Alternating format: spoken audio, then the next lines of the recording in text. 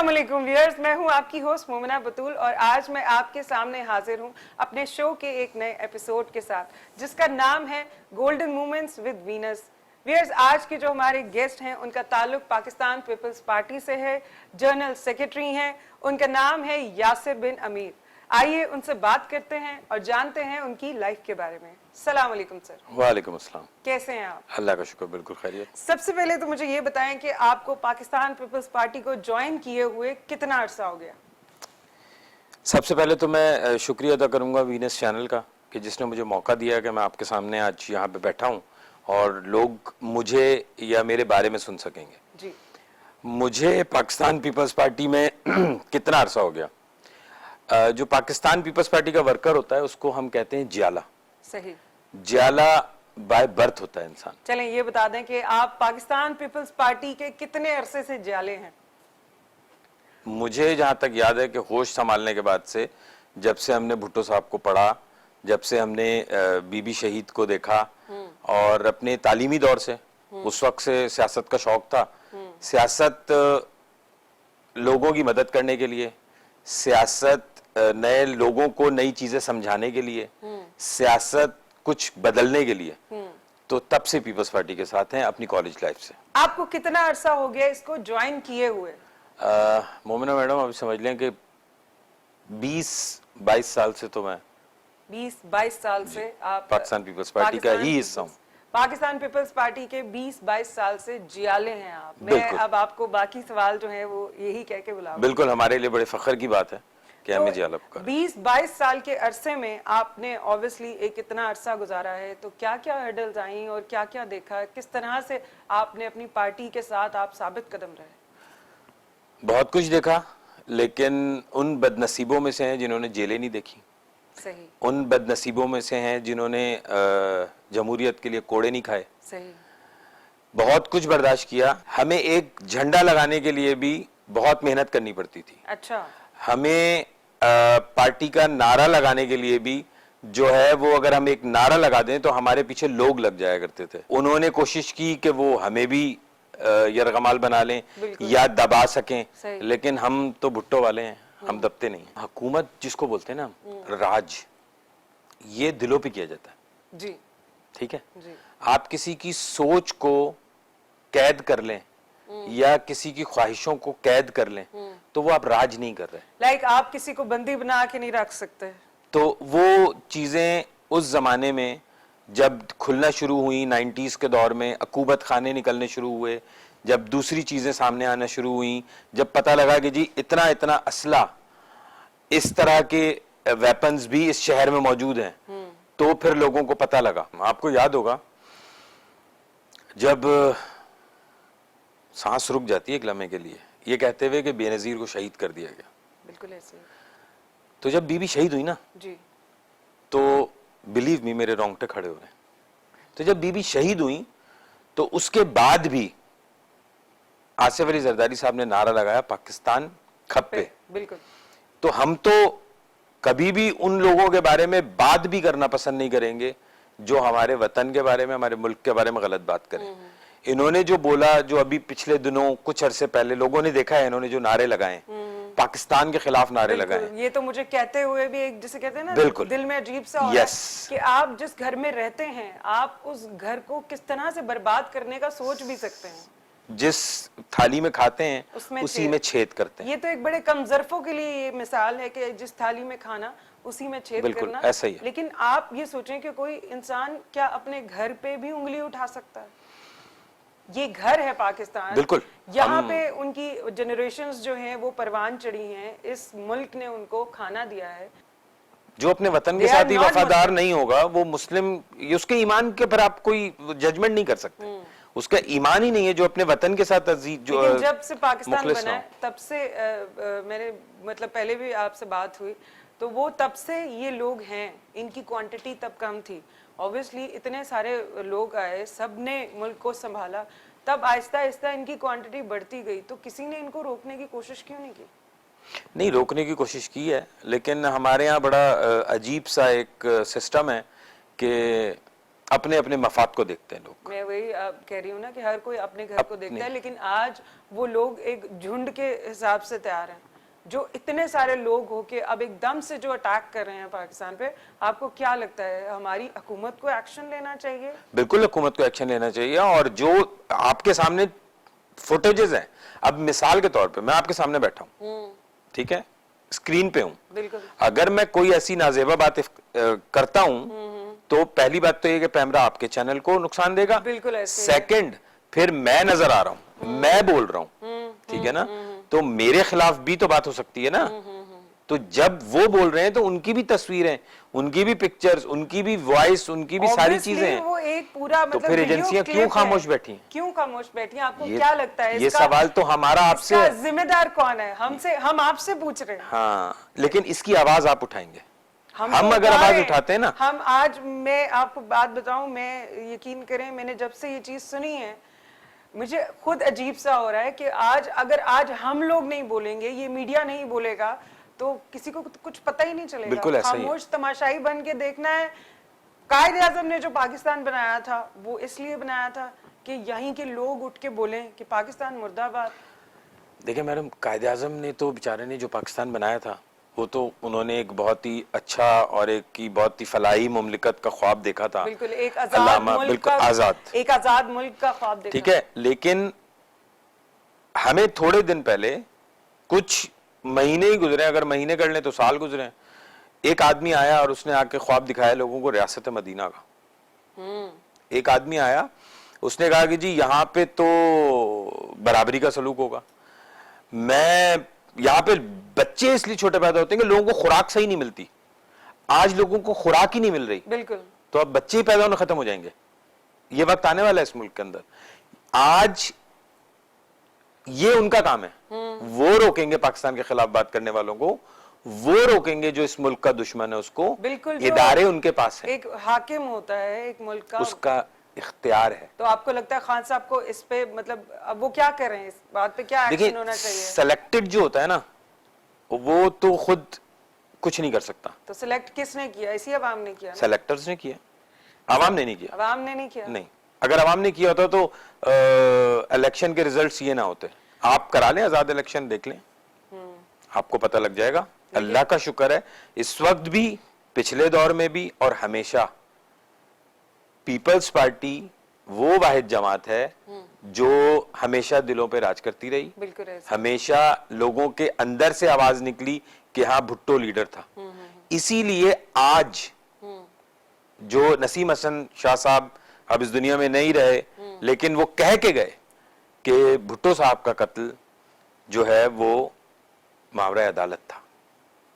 तो Pakistan peoples party वो वाहिद party है पाकिस्तान की जो इंटरनेशनल पार्टी बनी। इस वक्त में जो सिंध असेंबली में हुआ, अभी इसके बाद में मतलब कौमी असेंबली की भी बात करूंगी, सिंध असेंबली में जो अभी हुआ पिछले दिनों, उसके बारे में आपको क्या लगता है? उसका जिम्मेदार कौन है? सेलेक्टेड जो है उनके लोग। अभी हम अगर कौमी असेंबली की बात करें तो उसमें ये बजट के मामले में जो कुछ भी हुआ, लेकिन सिंध असेंबली में भी तो वही हो रहा है। जब हमारी असेंबलियों का ये हाल है तो इन सब में जिम्मेदार कौन है? एक्शन किसको लेना चाहिए? बिल्कुल। Who is the responsible? ये गवर्नमेंट जो अभी की है। अच्छा। अब आप पूछें क्यों? क्यों? इसलिए कि मैं और आप बैठे हैं, हाँ हम दो तालीम याफ्ता लोग हैं, जी, हमारी तरबियत है, अल्हम्दुलिल्लाह, नजर आ रही है, जी जी, हम बात कर रहे हैं, बिल्कुल, ठीक है। आप सिंध असेंबली में देख लें और कौमी असेंबली में देख लें, तो जो जानवरों की तरह बोल रहे थे हाँ, वो कौन थे?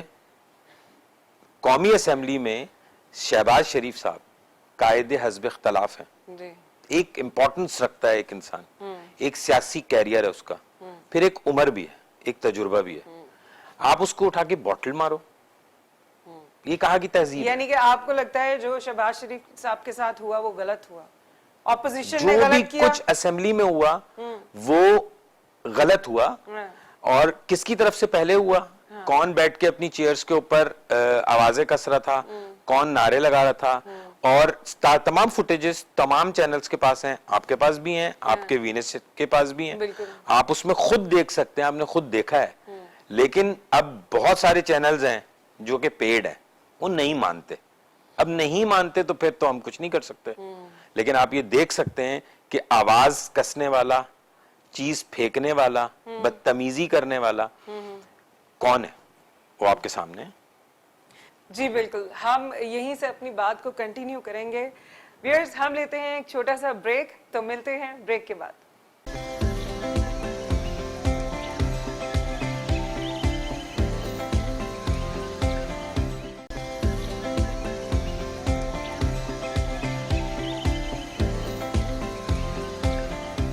वेलकम बैक व्यूअर्स, हम कर रहे थे बात यासिर बिन अमीर साहब से, जो कि जनरल सेक्रेटरी हैं पाकिस्तान पीपल्स पार्टी के। सर, बात बहुत अच्छी हो रही थी और बहुत दूर तक जा चुकी है। नवाज शरीफ साहब जो हैं वो इलाज कराने बाहर चले गए हैं। तो पिछले दिनों जरदारी साहब की भी तबीयत काफी खराब थी, वो भी तो जा सकते थे। इस बारे में आप क्या कहना चाहेंगे? उनको बाहर जाना चाहिए था या नहीं? सबसे पहले तो अल्लाह तबारक ताला से दुआ है कि हमारे जो को चेयरमैन साहब हैं आसिफ अली जरदारी साहब, अल्लाह पाक उनको मुकम्मल सेहत कामिला अता फरमाए। जी आमीन। और बड़े नसीब से होते हैं ऐसे लीडर पैदा, जो लीडर कहलाते हैं। सही। क्योंकि ये बड़ा जंगल का कानून है यहाँ पे। तो अपने आप को लेके चलना और करना। आपने सवाल किया, मैं फिर दूसरी तरफ निकल जाता हूँ। आपने सवाल किया कि नवाज शरीफ साहब इस मुल्क से चले गए। वो सही होने गए हैं, वो बीमार थे। जी जी। मेरा सवाल ये है कि वो बीमार थे, वो बाहर चले गए। जरदारी साहब भी तो बीमार हुए थे, वो बाहर क्यों नहीं गए? क्योंकि हमें अपने यहाँ पे हमें पता है कि हमने इस मुल्क के लिए क्या किया है। हमने इस मुल्क को कैसे डॉक्टर्स दिए हैं, हमारे मुल्क में कैसे हॉस्पिटल हैं, हमारे इस कराची सिंध शहर में हमने कितना काम किया है। हमारे यहाँ पे अल्लाह का शुक्र है कि इस काबिल हैं डॉक्टर्स, जो अगर आपका इलाज यहाँ हो सकता है ना मैडम, मेरा इलाज यहाँ हो सकता है, तो जरदारी साहब कहते हैं मेरा भी इलाज यहाँ हो सकता है, जरदारी साहब के बच्चों का इलाज भी यहाँ हो सकता है। बिल्कुल। ठीक है ना। तो हमने कभी भी नहीं सोचा, और अल्लाह का शुक्र है हमारे लीडर ने भी हमेशा यही कहा कि इसी मुल्क में रहना है, इसी मुल्क में दफन होना है, इसी मुल्क में जीना है, इसी मुल्क में सियासत करनी है, इन्हीं लोगों के बीच में रहना है। बिल्कुल। तो वो पॉलिसी जो आसिफ अली जरदारी साहब की है, जो बीबी शहीद की थी, वही बिलावल साहब की है। तो अल्लाह का शुक्र है हमारे तो खैर किसी को सर्जरी की भी जरूरत नहीं है कि किसी को सर्जरी कराने के लिए भी बाहर जाना पड़े। यानी कि आपको लगता है नवाज शरीफ साहब जो हैं वो अब तक उनको ठीक होकर वापस आ जाना चाहिए था, आके उनको अपने जो ऑपोजिशन है उनको फेस करना चाहिए। अच्छा, इसके अंदर एक और बड़ा अच्छा सवाल पैदा होता है। आप सबसे पहले तो ये सोचें कि नवाज शरीफ साहब को बाहर किसने जाने दिया? नवाज शरीफ साहब को बाहर जाने दिया सेलेक्टेड साहब ने। अच्छा। ठीक है। अब वो कहते हैं रिपोर्ट्स, तो रिपोर्ट्स तो आपके सामने आई थी, सारी मेडिकल रिपोर्ट्स आई थी, सारी चीजें आई थी। तो आपने तो खुद इतना बड़ा हॉस्पिटल बनाया शौकत खानम, मैं उसके ऊपर बात नहीं करूंगा क्योंकि वो एक बहुत एक अच्छा काम है। हाँ, वो इस मुल्क के लिए है। लेकिन आपको तो खुद पता था कि जब आप इतने अच्छे पाए का हॉस्पिटल बना सकते हैं तो आप नवाज शरीफ साहब को उठा के जहाज में बिठाने के बजाय शौकत खानम ले जाते। आप अपना भी तो इलाज वहीं से कराते हैं। जब आप स्टेज पे से गिरे थे तो आपने कहां से कराया था इलाज? शौकत खानम से कराया था। ठीक है। तो इतने अच्छे बाहर के डॉक्टर्स आप पाकिस्तान लेकर आ गए, तो फिर आपने नवाज शरीफ साहब को बाहर क्यों जाने दिया? इसमें नवाज शरीफ साहब का कसूर नहीं है। हाँ। नवाज शरीफ साहब को तो स्पेस चाहिए थी। सही। नवाज शरीफ साहब तो उस वक्त पानी थे जो अपने लिए रास्ता ढूंढ रहा था, और पानी को रास्ते देने की जरूरत नहीं होती। खान साहब ने जानबूझ के उनको बाहर भेजा। ऑब्वियसली वो कहते हैं एनआरओ नहीं दूंगा, तो फिर ये क्या है? हाँ, उनको तो एनआरओ मिल गया। बिल्कुल। वो तो चले गए। बिल्कुल। लेकिन आपको पता है कि शहबाज शरीफ साहब जो हैं पिछले दिनों वो भी जाने की जिद कर रहे थे। वो तो बाकायदा एयरपोर्ट पहुंच गए थे, फिर वहां से उनको वापस कर दिया गया। उनको एनआरओ क्यों नहीं दिया? नवाज शरीफ साहब को मिल गया तो फिर वो भी तो उन्हीं के भाई हैं, उनको क्यों नहीं दिया गया? देखिए मोमना मैडम, ये ना सियासत है। बिल्कुल। और एक चीज होती है अपॉर्चुनिटी। सही। शहबाज शरीफ साहब के पास इस वक्त अपॉर्चुनिटी है कि अभी आप देखें जब वो जेल में थे तो मरियम नवाज फ्रंट पे आई हुई थी। बिल्कुल ऐसे है। तो जब हमजा भी बेचारे बैक पे थे। बिल्कुल ऐसे है। अब शहबाज शरीफ साहब आ गए, उनको लाया गया क्योंकि मरियम सुन नहीं रही थी, समझ नहीं रही थी। यानी कि अपने पापा की भी नहीं सुन रही थी। आपको लगता है कि उन्हीं की मतलब ऑपोजिशन हो गए, आपस में ही ऑपोजिट हो गए? नून लीग जो है वो आपस में ऑपोजिशन पे उतर गई है। आपस में तो अपोजिशन में है ये, क्योंकि ऑब्वियसली इनके नजदीक कुर्सी की अहमियत है, ये हमेशा इसके पीछे भागे हैं। तो अभी भी वो चाचा भतीजी भी लगे हुए हैं आपस में, और भाई बहन कजन्स भी आपस में लगे हुए हैं। तो अब आप देखें, अब आपको मरियम बीबी कहीं नजर नहीं आएंगी, बिल्कुल नहीं वो आएंगी। कहीं आपको इस वक्त सामने नहीं आएंगी, कोई उनका बयान नहीं आ रहा, कोई ट्विटर उनके नहीं चल रहे, ठीक है ना। तो शहबाज शरीफ साहब को स्पेस चाहिए थी, उनको स्पेस मिल गई, जिस जरिए से चाहिए थी उस जरिए से मिल गई। अब वो घर बैठ गई हैं और शहबाज शरीफ साहब जो हैं वो आगे लेके बिल्कुल ऐसे ही, क्योंकि सिलेक्टेड क्रिकेटर है ना, वो एक प्लेयर को खिलाता है, एक प्लेयर को कहता है कि तुम रेस्ट करो, एक प्लेयर खेलेगा, एक प्लेयर रेस्ट करेगा। तो वो ऐसे है, आप लोगों को भी तो, सब लोगों को, पाकिस्तान की आवाम को बिजी रखना है ना। बिल्कुल। तो एक ऐसी अपोजिशन तो देनी है Obviously। जो कि मिक्स एंड मतलब वो मैच कहते हैं चलती ना, रहे। वो कहते हैं ना, मतलब खेलना खिलाना चलता रहे। बिल्कुल ऐसे ही। तो इट्स जस्ट लाइक के एक गया तो दूसरा आ गया। बिल्कुल ऐसे। लेकिन सबका मकसद एक ही है, दे वांट सीट, उनको सीट बिल्कुल, चाहिए। उनका तो यही प्रोग्राम है और यही सारा उनका झगड़ा किस बात पे। हमने तो आज तक, अल्लाह माफ करे नाउजुबिल्लाह, कभी ये नहीं कहा कि हमें वजारत चाहिए। हमारे तो वजीर को अदालत ने हुक्म दिया, उन्होंने यूसुफ ज़कीलानी साहब ने क्या किया, सीट छोड़ दी। लेकिन जब यही नवाज शरीफ साहब के खिलाफ होते तो सड़कों पे निकला है। अच्छा चलिए, छोड़े इस बात को, मुझे ये बताएं, पीडीएम में पीडीएम क्यों टूटी? पीडीएम की टूटने की क्या वजह थी? बनी तो आपको भी पता है, हमें भी पता है, बड़े नारे लगाए गए, बहुत कुछ मतलब बोला गया, लेकिन एकदम से कैसे टूट गई, क्यों टूट गई, उसका जिम्मेदार कौन है? मैडम देखिए, एक चीज होती है कॉन्फिडेंशियल जी। और जब अपोजिशन की सारी जमातें मिल जाती हैं तो वो इसलिए मिलती हैं ताकि वो एक ताकत बन सके। और अगर आपके अपने ही झुंड में काली भेड़े हों तो फिर आप क्या करेंगे? तो आपको कुछ क्या नहीं, लगता आप जीत है? नहीं सकते ना। नहीं, आपको क्या लगता है किसने ऐसा नेगेटिव रोल प्ले किया कि जिसकी वजह से ये यहां टूट तक नौबत है कि आप बैठे हुए हैं एक जगह पे, बात हो रही है और आप बाहर निकले नहीं, आपकी बात बाहर चली गई, ठीक है। तो इसका मतलब ये है कि आप अंदर की बातें बाहर पहुंचा रहे हैं। एक तो पहली वजह ये आई, दूसरा ये हुआ कि मुनाफिकों के साथ सच बोलने वाला नहीं बैठ सकता, बिल्कुल ऐसे ही। ठीक है ना। और जो मतलब परस्त होंगे, जो मतलब परस्त टोला होगा, उसके साथ कभी भी ऐसा इंसान नहीं चल सकेगा जो अपने मफाद के लिए नहीं, लोगों के मफाद के लिए सोचे। ये जरदारी साहब ने मतलब इस वजह से पीडीएम छोड़ दी कि नहीं, पीडीएम तो अभी भी, पीडीएम को तो वजूद है, पीडीएम अब तो अभी भी दोबारा है। से हो गया ना, बीच में जो है वो टूट गई थी। हाँ, थोड़ा उसके उसमें टूटने ब्रेक। की वजह मैं पूछ रही हूँ कि उसके आपको क्या लगता है, रीजन क्या हो सकती है? क्योंकि एकदम से जरदारी साहब जो है वो हट गए थे। बस जरदारी साहब ने तो ये कहा ना कि उनका पॉइंट तो बिल्कुल सही था, अवाम के लिए था, कौम के लिए था कि जी हम यहाँ बैठे हुए हैं, हम सियासत कर रहे हैं। तो जो नून लीग के सदर हैं वो भी तो पाकिस्तान आए, वो पाकिस्तान आए, यहाँ आके सियासत करें, लोगों के बीच में बैठे, यानी कि फेस करें जो बिल्कुल ऑब्वियसली। हम देखें, उसको फेस करें। आप एक चीज देखें ना मोमिना मैडम, अगर हम मार्च करते, ठीक है, like long March like that करते ना, हमारा प्रोग्राम था, हम करते, ठीक है, 23 मार्च को हमारा प्रोग्राम था, मार्च के महीने में कि हम मार्च करेंगे। लेकिन अगर हम मार्च करते तो हमारे लोग तो तकलीफ में आते और आप सुकून में रहते। सारी तकलीफें भी हम उठाते और उसका फायदा आप ले जाते। तो ऐसा नहीं होगा। किसी जमाने में एक साहब ने कहा था, मीठा मीठा हप हप, कड़वा कड़वा थू थू, तो वो काबिल कबूल नहीं है। लेकिन एक बार टूटने के बाद अब दोबारा से पीडीएम जुड़ गई है। अब पहले क्या शराइत थी, यहाँ तो अब दिल क्या जुड़ शराइत? जाते हैं, ये तो सिर्फ सियासी नहीं, मफाहमत है। ये आपने बड़ी अजीब बात की है, दिल नहीं जुड़ते जब वो टूट जाते हैं। लेकिन अब पीडीएम दोबारा से जुड़ गई है। टूटने की क्या वजह थी और अब जुड़ने की मैंने क्या आपको वजह? टूटने की वजह बता दी, सिर्फ इतनी सी थी कि हम ये वो चाहते चाह हैं। रहे थे कि नवाज शरीफ साहब पाकिस्तान आए, हमारे साथ जरदारी साहब रहे। ने ये कहा, लेकिन अब दोबारा से वो तो नहीं आए, तो फिर क्यों जुड़ गई? क्योंकि अब आप ये देखें ना कि जो शहबाज शरीफ साहब हैं वो तो हैं, वो तो सामने आए, वो तो पहले भी वो थे। तो काम करने के लिए तैयार हैं। अच्छा, वो पहले जेल में थे, वो पहले जेल में थे। आपको याद होगा चेयरमैन साहब हमारे मिलने के लिए गए थे, उनको उनसे मिलने नहीं दिया गया था, जिसपे उन्होंने ये कहा था कि मैं असेंबली मेंबर हूं और मुझे राइट है कि मैं किसी भी वक्त यानी कि जेल का आप दौरा लोग कर चाह रहे सकता थे हूं। कि दोनों भाइयों में से कोई एक आपके साथ ऑब्वियसली खड़ा जो रहे। जो लीडर है, जो है, वो सामने आए ना, वो साथ हो, आवाम के साथ हो, अपने लोगों के साथ हो। यानी कि आप चाह रहे थे कि कोई साथ देता आपका। यहाँ पे मैंने पढ़ा कि अब्दुल सत्तार ईदी साहब के साथ भी आपने काम किया। कितना अरसा उनके साथ काम किया, क्या एक्सपीरियंस रहा आपका उनके साथ?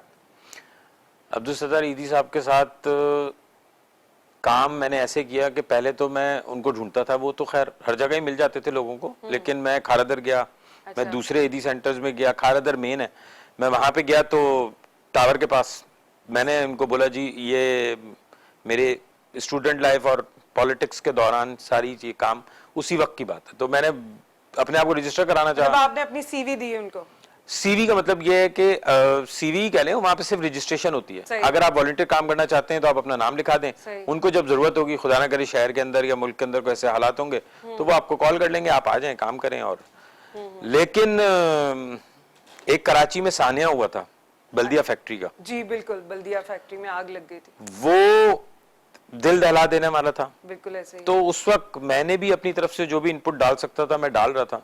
शायद अल्लाह को वो मेरा काम करना, या जो भी मैं बेचारे अब्बासी शहीद हॉस्पिटल में, अब्बासी शहीद हॉस्पिटल में जो मरीज थे उनके लिए, या जो लाशें आ रही थी उनकी फैमिलीज को जो देख रहा था, तो मैं वहां से होता होता ईदी सेंटर पहुंच गया। तो शायद मेरा वो काम अल्लाह को पसंद आया, तो उस दिन मुझे वो मसीहा नजर आया जिसके लिए मैं बड़ी तमन्ना रखता था अपने दिल में कि मैं आप उनसे मिलना उनसे, चाहते थे? यस, मैं मिलना इंस्पायर थे आप उनसे? बहुत ज्यादा, बहुत ज्यादा। अच्छा, क्योंकि उसने बगैर किसी मफाद के और बगैर किसी मतलब के बगैर उसने इंसानियत के लिए काम किया।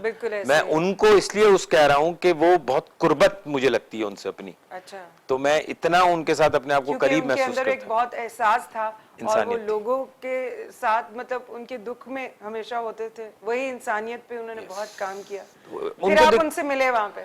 मेरी उनसे मुलाकात हुई तो बस उन्होंने मेरे सर पे हाथ रखा, मैंने बोला मैं काम करना चाहता हूँ, तो वही अपना जो उनका अंदाज था उसमें उन्होंने बोला करो कर, कौन रोकता है।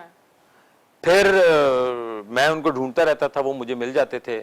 तो एक दफा जो क्लिफ्टन वाला उनका सेंटर है उसके बाहर वो बैठे हुए थे, लोग आ रहे थे, पैसे दे रहे थे, जा रहे थे, हमने भी अपनी झोली उठा के उनके साथ लोगों की मदद के लिए डोनेशन जमा किया। आप भी खड़े हो गए उनके साथ? बिल्कुल, ये ऑनर है मुझे, मैं अपने लिए इसको बहुत फख्र समझता हूं कि मैंने उस शख्स के बराबर में खड़े होके काम किया या लोगों के लिए सोचा, जो उनकी सोच मुझे लेके आज आगे तक जा रही है कि मैं लोगों को मोटिवेट करना चाहता हूं कि भाई जिंदगी की तरफ आओ। बिल्कुल ऐसे ही है। अब्दुल सत्तार ईदी के बारे में मतलब मेरा इतना नहीं है कि मैं कुछ बोल सकूं, लेकिन मैं ये जरूर कहूंगी कि अभी आपको याद होगा पिछले दिनों इंडिया में जब कोविड फैला था तो वो इस दुनिया में नहीं है, लेकिन फिर भी ईदी वालों ने अपनी एम्बुलेंसेस भेजी थी वहां पे, मतलब उनके लिए काम किया था।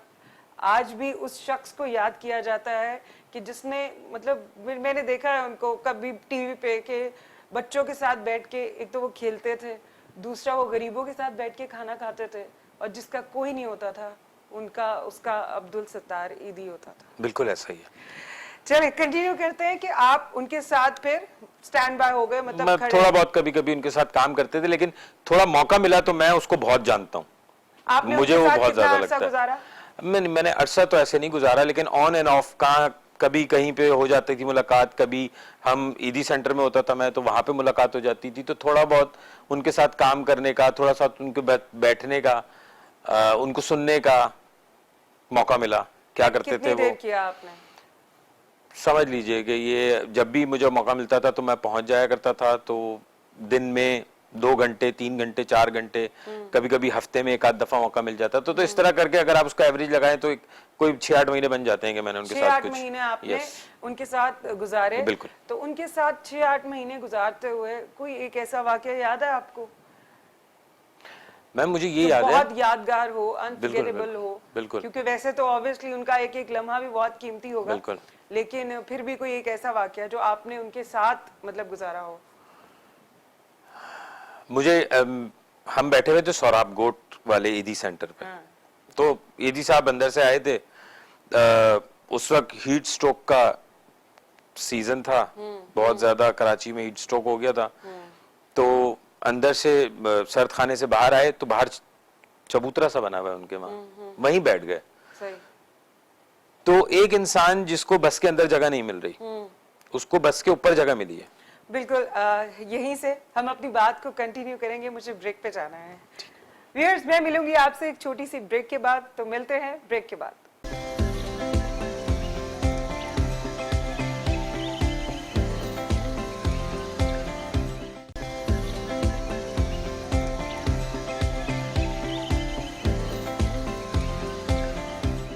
Welcome back viewers. हम बात कर रहे थे यासिर बिन अमीर साहब से और बड़ी मजे मजे की सियासत पे इनसे बातें हुई। सर, आप हमें बता रहे थे कि ईदी साहब के साथ आपने कितना वक्त गुजारा। जी जी मैम, मैं आपको बता रहा था वो एक लम्हा जो मुझे बड़ा यादगार है, क्योंकि जब आपने उनको बस में बिठाया था। नहीं नहीं, मैंने नहीं बस में बिठाया था। हम बैठे हुए थे ईदी सेंटर के बाहर सोराब गोड पे, तो सामने से बसेस गुजर रही थी। अच्छा।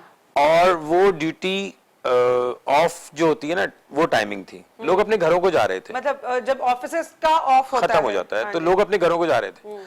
अब एक इंसान, अगर आपने कभी बस में ट्रैवल किया हो तो आपको अंदाजा होगा कि अगर हम किसी बस का वेट करते हैं और हमसे वो बस मिस हो जाए, तो उसके बाद कम से कम 10 मिनट के बाद या 15 मिनट के बाद बिल्कुल हमें दोबारा बस मिलती है। इतना ही टाइम लगता है। ऐसा ही होता मैंने है। किया हुआ सफर। यस, तो इसका मतलब आप भी बड़ी नीचे से ऊपर आई हैं। अल्हम्दुलिल्लाह, माशाल्लाह, और मुझे इस बात पे बहुत फख्र है। माशाल्लाह, माशाल्लाह। तो खैर, मैंने अपनी आंखों से ये देखा था कि एक इंसान जिसको बस की छत के ऊपर जगह मिली, मतलब उसको यकीनन एक दो बसें मिस करने के बाद वो मौका मिला होगा कि वो बस की छत पे बैठ सका। सही। अब्दुल सत्तार ईदी साहब को देख के अमीर तो रुकते थे, हाँ। जिनके बाद जिनको अल्लाह ने बहुत दिया वो तो देते थे, लेकिन मैंने उन लोगों को देखा कि वो बस से उतर के, बसें रुकवा के वो आए हैं, और किसी ने अपनी हैसियत के हिसाब से 10 रुपए दे दिए, किसी ने अपनी हैसियत के हिसाब से जितना भी दे दिया। अच्छा। ईदी साहब की पॉकेट्स होती थी बड़ी बड़ी, बस वो उसमें डालते जाते थे, डालते रहते थे। और लोग, और वो बस सलाम अलैकुम करके हाथ मिला के चले जाते थे। यानी कि आप तो ये ये बता एक रहे हैं। ऐसा मूवमेंट था कि जिसमें मैंने ये देखा कि इंसान अपनी सवारी को छोड़ के, जो उसने बड़ी मुश्किल से ली है, और वो सिर्फ क्योंकि वो एक ऐसा इंसान बैठा हुआ था जो वाकई इंसान कहलाने के लायक था। तो इंसान से मिलने का तो सबको शौक होता है ना। ऑब्वियसली इंसानों के इसलिए। मसीहा थे वो, उनके लिए तो जितने भी हम लफ्ज कहें वो कम है। तो आप ये कहना चाह रहे हैं कि ना सिर्फ अमीर लोग उनको डोनेट करते थे, डोनेशन देते थे, बल्कि गरीब तबका जो है वो भी 5 रुपए या 10 रुपए उनको जरूर देते थे, क्योंकि वो इंसानियत के मसीहा थे और उनको बिल्कुल पता ऐसे। था कि ये वाहिद इंसान है जो लोगों की मदद करते हैं। खैर, एनीवेज, बहुत अच्छी चिटचैट रही आपसे। अब शो को थोड़ा सा करते हैं नॉर्मलाइज और चलते हैं आपकी थोड़ी पर्सनल लाइफ की तरफ। चलिए, मुझे ये बताएं कि बचपन में आप कैसे थे? लाइक लड़ते थे, लड़ाकू थे, या फिर आप सबके साथ बैठ के, मतलब मिल बैठ के खाने वाले थे? नहीं, हम माशाल्लाह से 4 भाई हैं। अच्छा। और मैं सबसे छोटा हूँ। अच्छा। ट्विन हैं हम बेसिकली। वाओ। तो अब हमारे यहाँ जो है वो बड़ा सिस्टम डिफरेंट है। तो मेरा जो भाई है ट्विन, वो 5 मिनट का डिफरेंस है हम दोनों में, अच्छा। लेकिन वो बड़ा है। अच्छा। वो बड़ा है। वो आपके जैसा सेम है? जी बिल्कुल, वो उनकी बियर्ड है, मेरी मुस्टैचेस हैं। नहीं तो ये सोच के रखा है कि नहीं पहचानने में मसला ना हो जाए। वो वैसे ही जरा उनका माशाल्लाह दीन की तरफ रुझान ज्यादा है। अच्छा, तो उन्होंने अपना बिल्कुल हुलिया और भाव जो है वो बिल्कुल वैसा ही कर लिया जैसा कि होना चाहिए। अच्छा, आप छोटे थे तो आप बहुत ज्यादा शरारती होते होंगे, शरारतें करते थे आप? नहीं, हम शरारती नहीं थे, क्योंकि अल्लाह पाक जिंदगी सेहत दे, सलामत रखे मेरे वालिदैन को। हमारे अब्बा उस वक्त बहुत जलाली थे। अच्छा। और अब बहुत फ्रेंडली हैं। अच्छा। तो उस वक्त जो है वो फिर तरबियत होती है, फिर अपना एक आपका किस तरह आप उठे हैं, बड़े हुए हैं। तो हम कभी भी शरारती मतलब तो आपको मार नहीं पड़ी बचपन में? नहीं, मुझे नहीं पड़ी। अच्छा। बाकी भाइयों को। मतलब आप मिस्टर परफेक्ट थे, बच्चे नहीं, होके भी परफेक्ट नहीं था। हाँ। परफेक्ट तो मैं अभी भी नहीं हूँ, मैं तो बहुत ही खामियों से भरा हुआ हूँ। लेकिन स्कूलिंग कहाँ से थी आपकी? स्कूल कहाँ से पढ़ा? स्कूल हमने PF school, Pakistan air force school जो शारा फैसल पे है, यहाँ से पढ़ा। और मैट्रिक अपना किया फैल्कन से। अच्छा। फिर उसके बाद कॉलेज लाइफ शुरू हो गई, फिर दूसरी चीजें शुरू हो गई। लेकिन हम शरारती थे जरूर, बदतमीज नहीं थे। बदतमीज कभी भी नहीं थे। तो कॉलेज कहाँ से पढ़ा आपने? Pakistan ship honours government college. College को एजुकेशन था? नहीं, को स्कूल भी को यूनिवर्सिटी नहीं, में? स्कूल भी नहीं था को। यूनिवर्सिटी भी नहीं थी? यूनिवर्सिटी में यूनिवर्सिटी तो भी नहीं। यूनिवर्सिटी में आके हाँ थोड़ा सा। आपने इतने सैड हो के क्यों बोला? नहीं, वो क्योंकि आपको इस बात का दुख है कि आपको को एजुकेशन में जाना चाहिए था? नहीं, क्योंकि मुझे इस बात की खुशी इसलिए है कि हमें उस वक्त को एजुकेशन मिला जिस वक्त मिलना चाहिए था, मतलब यूनिवर्सिटी लेवल पे। सैड होके बोल रहे थे कि नहीं, को एजुकेशन नहीं था। असल में टीचर्स भी मेल ही थे सारे। फिर आपका सैड होना बनता है। तो यूनिवर्सिटी भी आपने यूनिवर्सिटी कौन सी है? यूनिवर्सिटी मैंने नेशनल कॉलेज से किया है, तो मैं मास्टर्स हूँ, मैंने मास्टर्स किया वहाँ से, तो वो हमारा को था। अच्छा। उसके दोस्त आज भी हैं, फैमिली फ्रेंड्स हैं, तो हम अभी भी साथ हैं, अल्लाह का शुक्र तो है। कॉलेज लाइफ में और यूनिवर्सिटी लाइफ में डिबेट्स करते थे या दोस्तों के साथ वहाँ पे भी सियासत ही करते थे। सियासत करते थे? वो आप कॉलेज लाइफ से शुरू हो गए थे? कॉलेज लाइफ से ही शुरू हो गए थे, फिर यूनिवर्सिटी में आए तो फिर एक पूरा ग्रुप था, वो हमारे साथ होता था। उसमें भी जो हमारी मेरी एटलीस्ट जो एक्टिविटी हुआ करती थी वो यही थी कि बस सियासत और बंद करो, खोलो, ये करो, ऐसे करो, तो ये चीजें उस वक्त से लेके अब तक तो बस वही सब कैसे कुछ। सियासत में आए? फैमिली में कोई था इंस्पिरेशन? किससे इंस्पायर हुए थे? इंस्पिरेशन तो पढ़ के मिली, कायदे आजम मोहम्मद अली जिन्ना, सही। पाकिस्तान के आप बेहतरीन सियासतदान, जुल्फिकार अली भुट्टो साहब, मतलब बेनजीर आपने भुट्टो शहीद। पढ़ते हुए मतलब स्टडीज जब कर रहे थे तब आपको लगा कि नहीं, मुझे इस मुल्क के लिए कुछ करना चाहिए, ये वो जज्बा ये था? ऑब्वियसली मुल्क के लिए, लोगों के लिए। सियासत सिर्फ इसका नाम नहीं है कि आप किसी की टांग खींचें और किसी को पीछे करें, इसका नाम नहीं है। सियासत लोगों की खिदमत का नाम है। सही। सियासत अभी बड़े एक अच्छे हमारे दोस्त हैं, एक जगह पे जलसे में उन्होंने बड़ी अच्छी बात की, मैं किसी की बात को उसी से कोड करने की कोशिश करता हूं ताकि अच्छा उस सुनने वाले को भी जब वो सुने तो उसको अच्छा लगे कि मेरी पजीराई की जा रही है। तो उन्होंने कहा कि जो सियासतदान है ना, वो इस माशरे का नमक है। सही। और मुझे बड़ी अच्छी लगी वो बात, सही। क्योंकि नमक के बगैर तो मजा नहीं है। बिल्कुल ऐसे ही। फीका तो कोई अब भी आप नहीं ये चाहता। बताएं, आप ये अपनी मूंछों का तो राज बताएं। I really like your moustache, like ये तो पंजाबी रखते हैं, तो आप मतलब कराची में रह के आपने इतनी बड़ी बड़ी मूंछें रखी हुई ते पंजाब भी साडा क्या? शहर हैगा, ते पंजाबी भी साडे अपने हैंगे। हैं। ये तो बड़ी अच्छी बात की है आपने। इनका राज क्या है इन मूंछों का? शौक है बस। शौक है? Yes, घर ये में मेरा और भी शौक। किसी की है? किसी को देखा आपने? अब्बू की थी, अब तो जरा हल्की हो गई हैं, तो अब्बू की थी। अच्छा। अब्बू को देखा, फिर किसी ने कहा कि इन मूछों के साथ आप अपने अब्बू जैसे लगते हैं। तो ये मेरे लिए बड़े ऑनर की बात है कि कोई मुझे मेरे वालिद से मिलाता है या मेरी मुशाबत होती है, Obviously। तो मेरे लिए बड़े ऑनर की बात है। तो इसलिए मुझे अपनी मूछें बड़ी अजीज हैं। अच्छा, इस सब अरसे में आपको मोहब्बत हुई?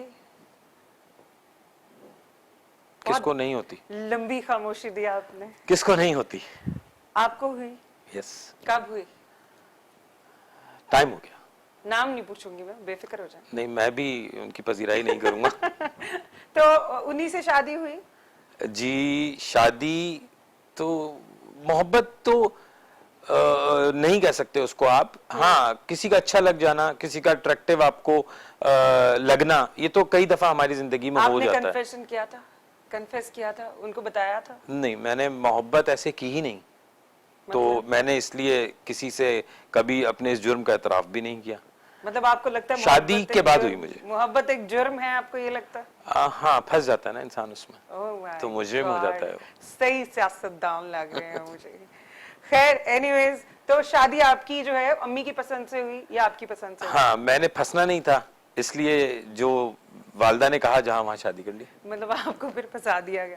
देखिए, आप मोहब्बत के जुर्म में नहीं फंसे तो आपको घर वालों ने शादी में फंसा दिया। तो शादी अम्मी की पसंद से हुई। तो आपने उससे बताया क्यों नहीं, आप जिससे प्यार करते थे? नहीं, मैंने कहा ना कि प्यार नहीं कह सकते उसको आप। हमें कभी किसी के, अब अट्रैक्शन थी। देखें, हम बैठे हुए दो इंसान बात कर रहे हैं, आपको इस पूरे अपने प्रोग्राम में या इंटरव्यू में मेरी कोई बात अच्छी लगी होगी, अट्रैक्टिव लगी होगी, तो आपको वो चीज पसंद आ गई। मुझे भी आपकी कोई चीज अच्छी लगी तो वो पसंद आ गई। वो पसंद आ जाना, यू कैन से कि वो एक अट्रैक्शन थी जो Yes. आपको हुई थी, Yes. इसीलिए आपने उसको कन्फेस भी नहीं किया। यस, वो तो अभी भी हो जाती कभी कभी। Let's change the topic. अच्छा, ये बताएं, शादी फिर आपकी कर दी माँ बाप? जी, माशाल्लाह। तो आपको शादी के बाद मोहब्बत हुई? जी, उन्हीं से हुई जिनसे शादी हुई। वाइफ से? जी। कितना अर्सा हो गया आपकी शादी को? अब तो याद भी नहीं कि इस गिरफ्तारी को कितना वक्त हो गया। नहीं नहीं, ऐसी बात ना करें। आप टीवी पे देखे जा रहे हैं, घर जाएं तो भाभी से बड़ी नहीं, मार तो पड़ने वाली है। मतलब उनके उसमें गिरफ्तार हैं, उनकी मोहब्बत में, उनकी उसमें ये गिरफ्तार तो हैं। मत बोले कि आप भूल गए कि शादी को कितना देख रही है। आज भाभी देख रही है, वो शादी को अरसा भूल अभी गए। कल की बात लगती है मुझे, माशाल्लाह से। ये तो आप गोल बातें कर रहे हैं, बड़ा सियासी जवाब दे रहे हैं आप। नहीं, वाकई अल्लाह का शुक्र है, जिंदगी बड़ी पुरसुकून है। मेरी जो मिसेज हैं वो समझती हैं इन चीज़ों को, कि मेरा जो अपना काम है वो सोशल वर्क का भी है और मैं पॉलिटिक्स में भी हूँ। चले जी, अल्लाह करे आप हमेशा खुश रहें। और आपने वैसे मेंशन नहीं, इन्होंने नहीं बताया, तो ये आप पूछ लीजिएगा जब ये घर आएंगे। जाते जाते हमारी यूथ के लिए, हमारी यंग जनरेशन के लिए क्या मैसेज देना चाहेंगे? मैं इतना ही कहूँगा मोमना मैडम कि हम लोगों के लिए कुछ कर सकें, हम इस मुल्क के लिए कुछ कर सकें, हम अपनी आवाम के लिए कुछ कर सकें, तो हमें करना चाहिए, हमें निकलना चाहिए, हमें सोचना चाहिए, हमें लड़ना चाहिए। आप कोशिश तो करें अपनी जिंदगी में से। आज मैंने अपने वालिद साहब की बात समझते हुए एक चीज खत्म कर दी, नहीं है जिंदगी में, हाँ है, होगा, करेंगे, हो जाएगा। तो जब ये तीन चीजें इंसान पकड़ लेता है और उस एक चीज को छोड़ देता है नहीं, तो फिर कुछ भी नहीं रह जाता, हम कामयाब हो जाते हैं। बहुत शुक्रिया। बिल्कुल, आप ये कहना चाह रहे हैं कि हमेशा इंसान को पॉजिटिव रहना चाहिए और कभी भी नेगेटिविटी लानी ही नहीं चाहिए, क्योंकि ज़िंदगी में हर काम मुश्किल है, नामुमकिन नहीं है। इसी खूबसूरत बात के साथ मैं चाहूँगी आपसे इजाज़त। थैंक यू सो मच, आपने बहुत अपना शुक्रिया कीमती वक्त मुझे दिया। और मैं मिलूंगी आपसे व्यूअर्स अपने अगले शो में एक नए गेस्ट के साथ। तब तक के लिए दीजिए मुझे इजाज़त। अल्लाह हाफिज़।